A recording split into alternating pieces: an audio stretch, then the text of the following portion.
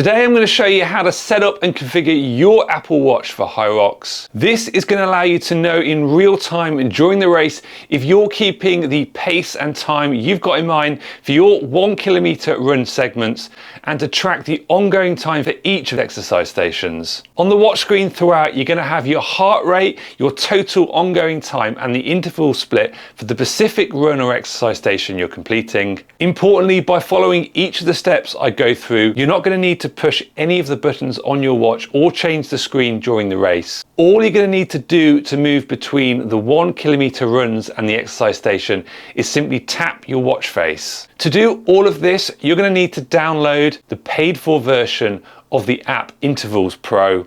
If I can find a free way of doing this within the native Apple Workout Watch app in the future, I'll provide an updated video with a tutorial on that. Briefly before going through the setup steps, credit and thanks to the authors of this article.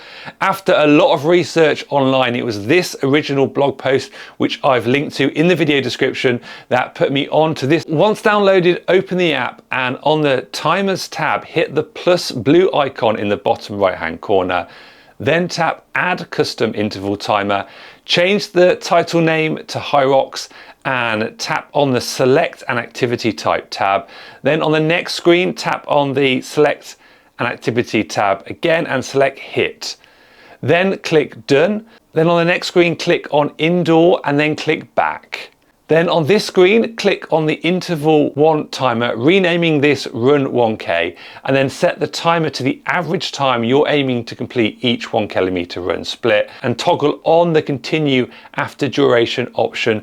Then hit back and then click on interval 2 timer, renaming the ski, and then set the interval time to this to 0, and ensure, as the previous step, you toggle on the continue after duration option. Next, you want to duplicate the run 1 kilometer interval 8 times, and you do that by holding your finger on and selecting duplicate. You can enter different 1 kilometer goal split times, but for simplicity, I'm keeping them all to the same number. Then repeat that duplication process for interval 2, now named ski.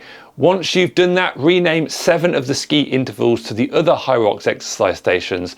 Then scroll down and hit reorder to put them in the correct HYROX workout exercise order. Then hit done and head back to the timers tab, where you'll see HYROX as one of the custom built timers. Now the last critical step to take is to go to the remote tab in the app home screen. Hit settings. Then under the quick tap actions, set single tap to workout status and double tap to next interval. By doing this at any point in the race, you can get your watch to audibly read out your current lap or exercise station time, and by double tapping you can transition to the next interval, which will either be your next 1 kilometer run or the next exercise station. Your watch will ask you the first time you run the timer if you want to share the data with Apple Health. Make sure you say yes to all these if you want to track and log your HYROX workout within the Apple Fitness app. Under the logbook tab within the Intervals Pro app, you will have a complete breakdown and record of your run and exercise station time splits. This can be incredibly helpful for any HYROX simulations you might be undertaking in your training, and to understand your detailed performance across the whole workout. Prior to your HYROX race, do make sure you've tested and are comfortable with how the app works. Now, we've loads more HYROX prep training tips and workout videos, so if you're preparing for your HYROX race, do check those out here. The rules for HYROX and what you can and can't wear are evolving, so importantly, do make sure you're up to date with the rules around fitness wearables ahead of your HYROX race.